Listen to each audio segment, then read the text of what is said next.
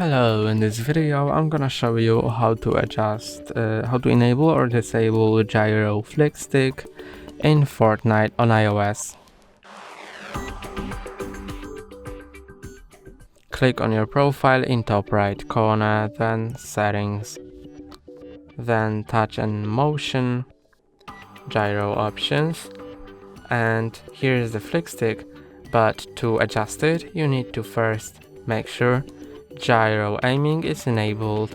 Since it's enabled, now you can enable or disable flick stick. Read this warning before clicking on confirm, and then confirm, and then you can adjust flick stick settings here. You can adjust flick time, rotation smoothing threshold, rotation speed, zoom scales rotation, flick dead zone, and forward dead zone. Then you can click on apply and click here to exit settings. That's all for today. Don't forget to like and subscribe. See you next time.